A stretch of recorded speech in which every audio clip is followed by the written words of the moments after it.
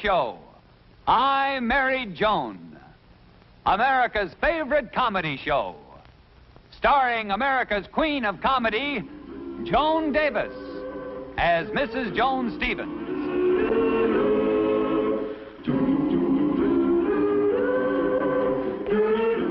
And featuring Jim Backus as Judge Bradley Stevens.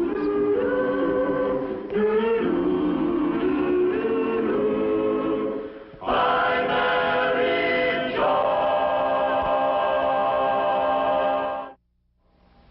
More hotcakes, dear? No, thanks, dear. I've had plenty. Are you sure? Mm-hmm. They're delicious, dear, but I'm full. You feel good now? I mean, contented after a nice meal and everything? Well, yes, I feel fine. Why? Oh, I just wanted to make sure you were satisfied. Good spirits, comfortable. Joni, do you have something to tell me?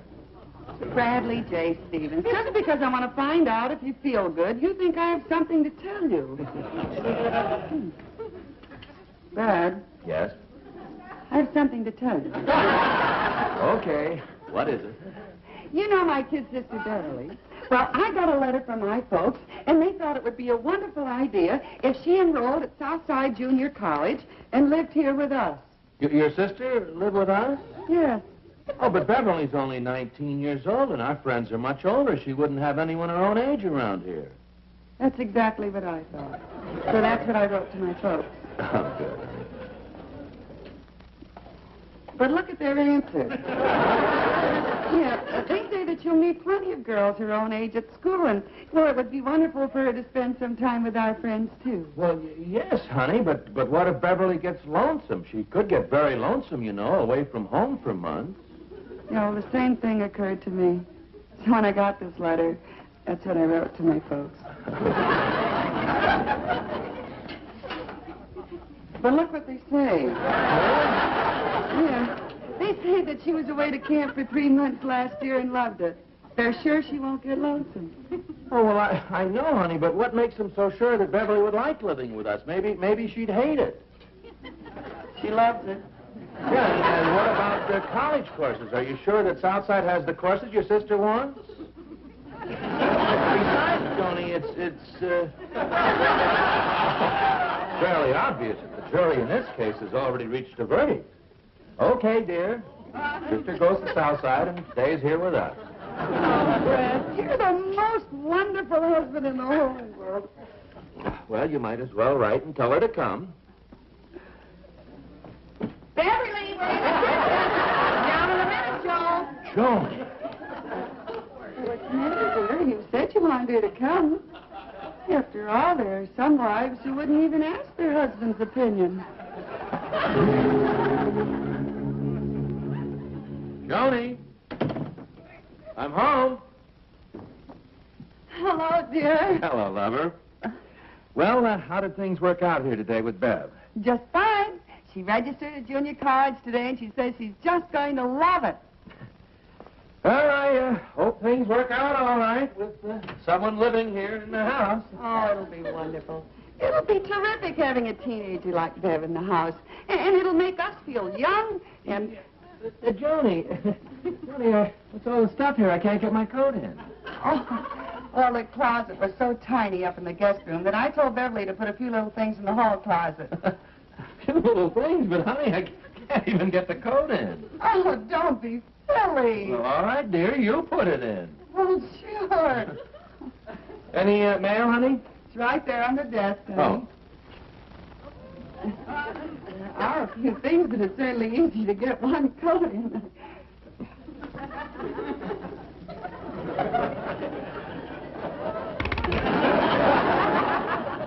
It's a letter from Paul and Sally.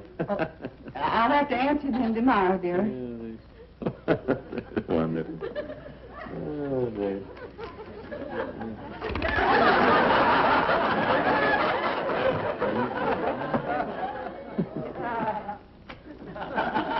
It's a letter from Gordy. It's always nice to hear from Gordon. He's coming. Oh, he hasn't changed a bit. Oh, dear.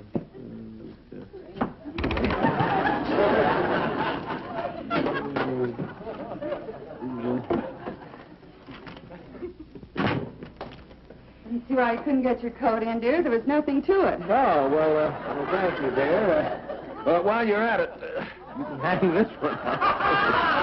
Your jacket? Yeah, honey, I want to get comfortable. Oh, honey, I think you ought to keep your jacket on. Well, why? Well, after all, Beverly's still a guest in the house, and you shouldn't be sitting around your shirt sleeves. You know, dear, she's just at the age now where she's very conscious of culture and breeding and... What a drag it's been today. Boy, am I pooped.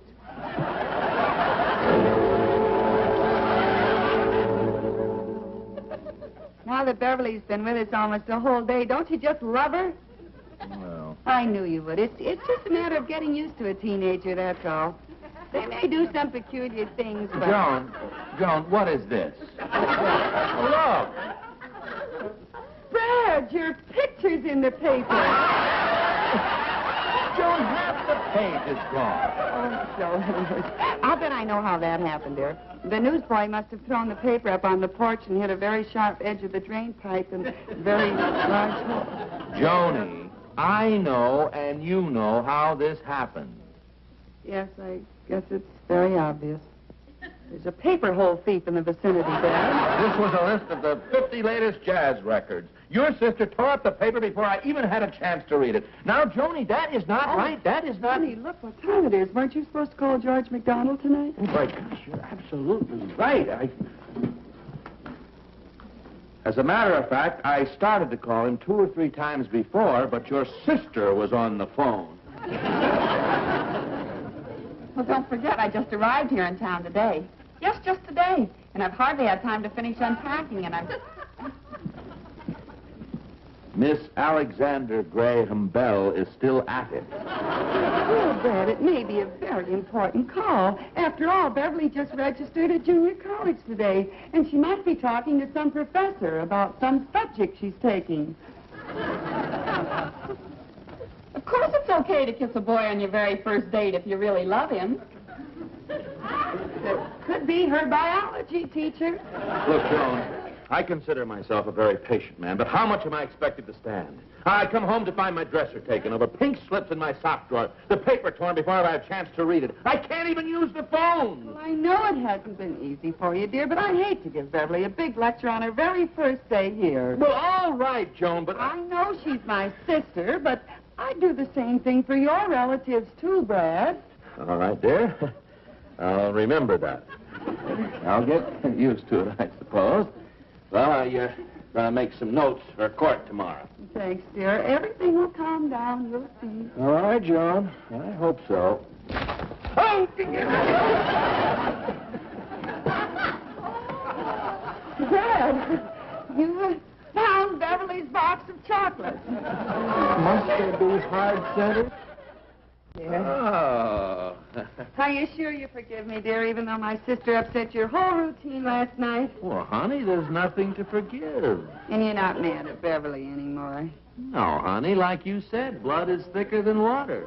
And if Bev did anything to annoy me, I'm just going to forget about it. And you don't mind the paper being cut again?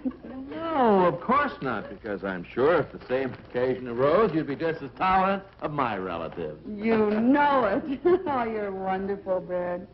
Can I get you something, a cup of coffee, dear? No, thank you, dear. I'll get it.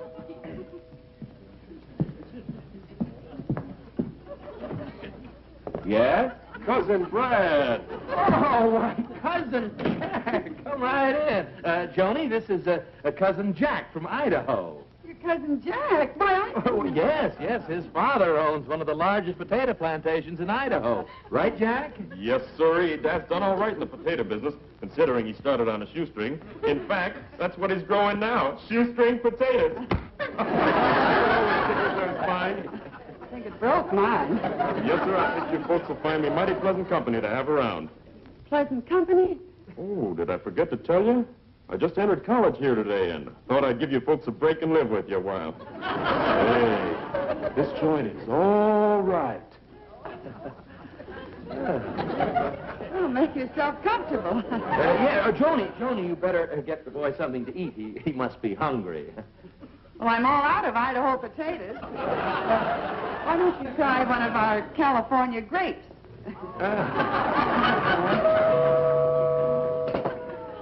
Get it? Howdy, Cousin Brad. Why? Come right in. It's Cousin Fred. Cousin Fred? Yes, he's my cousin from Texas. Oh, Cousin Fred? Cousin Joni. Joan, he's my Aunt Elizabeth's boy. I got news for your Aunt Elizabeth. He's no longer a boy. How's your mother, Cousin Fred? Oh, just fine. You know, the last thing she told me just before I left Texas was, Fred, when you get out to California, you must look up your cousins Brad and Joan. I know they'd be just delighted to put you up to a different college. So here I am in California. I bet you've never been in this part of Texas before.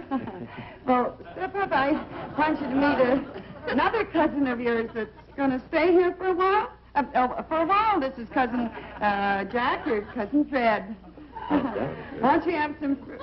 Oh, I better get some more fruit.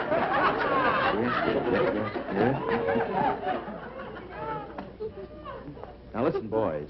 You know what you're getting paid for. Do a good job and get it over just as soon as possible.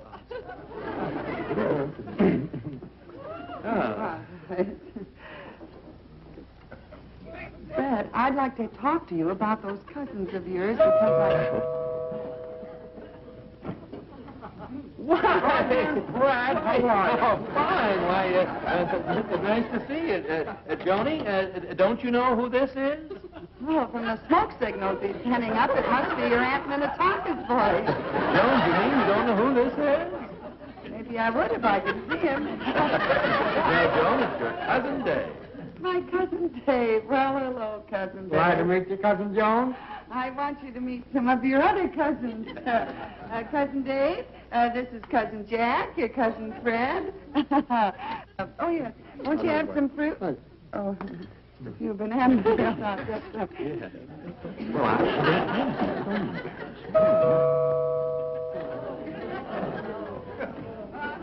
Yeah? Hi.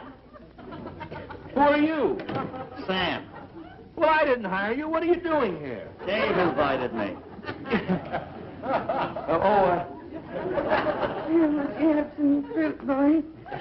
Well, Joni, this is Sam. Uncle Sam? Cousin Sam. Cousin Joni. Later. Your Cousin Fred and your Cousin Jack and Hi, your Jack. Cousin Dave and Cousin Sam. Fred, Yes, sir. are you sure these are your cousins? Joan, you said you'd welcome my relatives. Are you implying these boys are fakes? No, I'm sorry.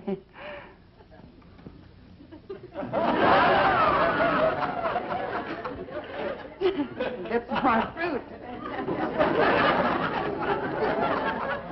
Now listen, you get out of here. Why did you bring him? What could I do? He's my cousin.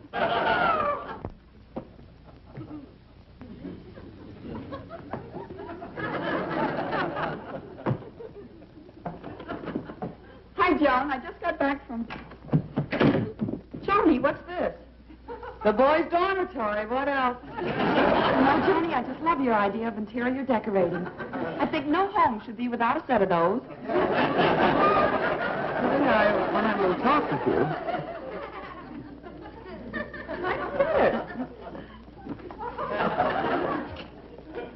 I thought a judge got a pretty good salary. How come you have to take in boarders?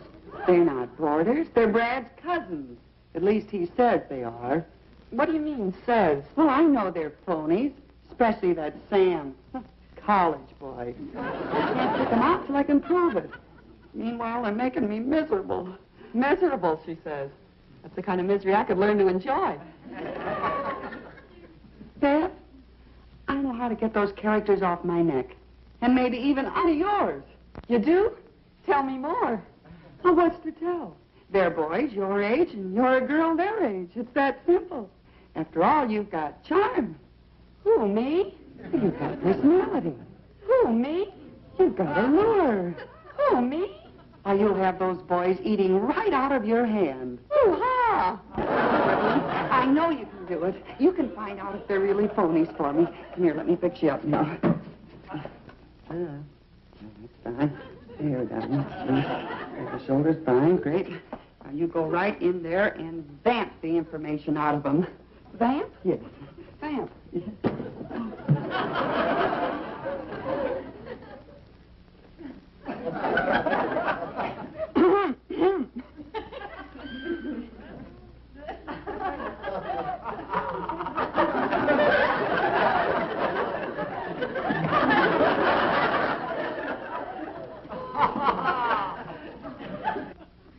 I guess they must be tired. How tired can they be? We've got to make them aware that there's a fascinating girl in the room. Try this.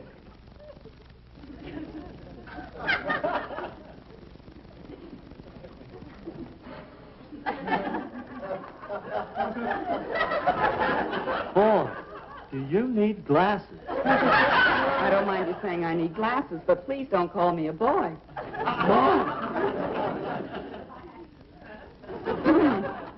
Cousin, I don't have a date yet for the dance Saturday night, so why don't you and I get together? The answer to that problem is cosine B plus 2 equals X. Huh? Hey, by golly, you're right. I know. The cosine B won't take me to that dance. And the answer to that one is 3 times tangent Y over H equals infinity.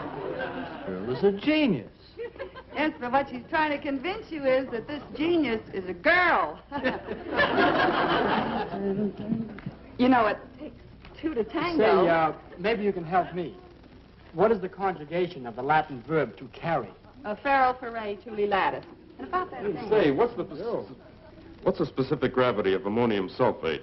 1.4728. Hey, wait a minute. Tell me this. If a horse can run 7 furlongs in 58 seconds carrying 116 pounds, how fast can he make 1.25 miles carrying 112? 203 and 2/5. How did that get in the book of knowledge? Hey, this kid is terrific. Amazing. All right. Hold it, boys, hold it. The line forms at the right. Now, we'll be very happy to answer all of your questions if you'll just answer one of mine. Sure, anything you say. Are you boys really Brad's cousins? Well, I'll tell you. Just a second. Fellas, huddle. Now, look, boys. If we aren't cousins, we lose a cozy setup. And you can't get to use that encyclopedia that walks like a girl. That's right. You know, if we stick around that female Professor Einstein, we'll never even have to crack a book. Right. Good. Let's go. Well, Would you mind repeating that question, Cousin Joan? Boys, come on. Right over here. That's it. You stand over there. Clear the space in here. Let's see, you all... How we doing, Cousin Brad? Yeah. Any last-minute instructions? No, that's all right. Over there now. Here we go. There we go. Hey, Jody, come here. These boys are getting in shape for college. they're wasting their time in college. They're ready for television. Yeah, well, honey, I gotta go back to court. I'll see you later, dear. Pardon, old man. That's it. Old man. Come here. I want you to take a look at this. Take this.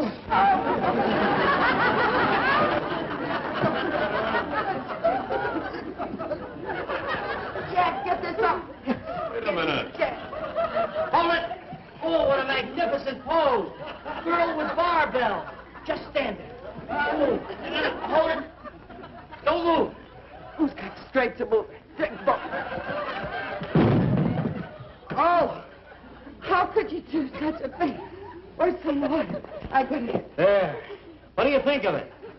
Oh, it's a very nice likeness. Yes, sir. Boy, what are you doing, boy? Boy, get that job. Down. Now give it up, down. Okay, boy, pick up the money.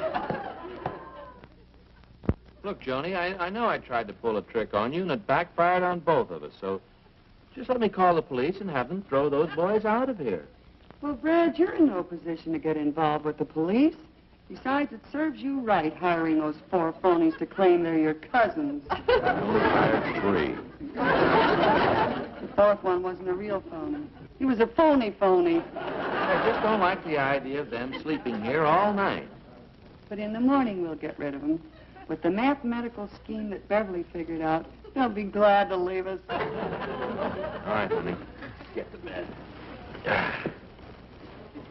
Good night, lover. Good night, dear. Good night, Cousin Brad, Cousin Joan.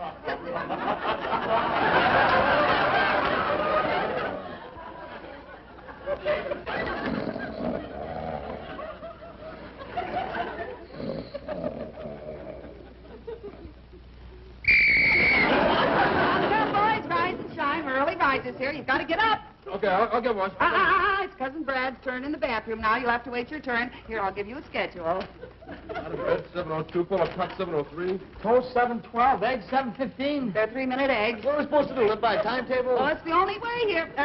Go. Look at your schedule. Go. Brad, 7:02, tie time for you, dear. Fold your cot. Shoes and socks, Cousin Fred. Up. 7:04, breakfast for you, Brad. Fold. Come on, Fred. Just 10 minutes time schedule now. I got one shoe on. That's tough luck. We got a schedule to maintain here now. All right.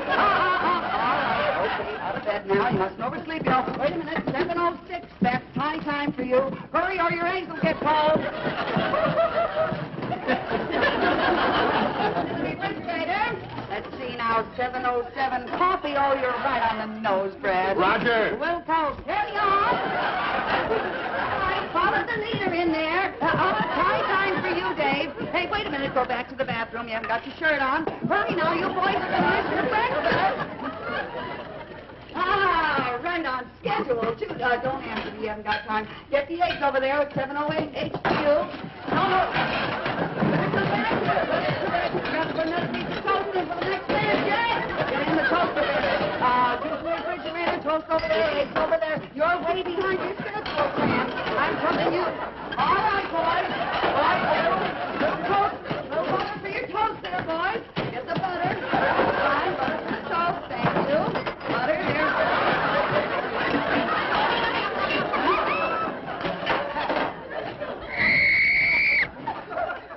7:20. Time for everybody to get out. Get out, everybody. All right. Everybody, man. Good night. There we are. That's Brad.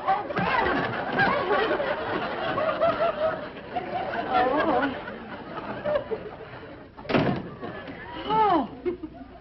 How'd it work? Oh, Beverly, you are a genius. It worked just like a charm. Now Brad will forgive you for everything. Gee, I never thought I'd see the day I'd try to get rid of fellas. They were so cute, too. Oh, honey, don't worry. There's plenty more where they came from. Well, what are you fellas doing? Oh, we love your schedule here. Gets us up early. Gives us more time to study. Yeah, if you make it 6 o'clock tomorrow, we can be out the track for the morning workouts.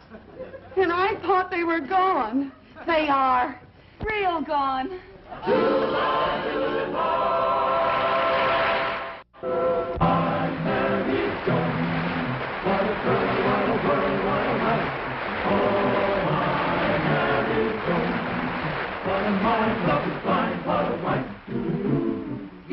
Gay, all day she keeps my heart laughing, never know where her brain has gone.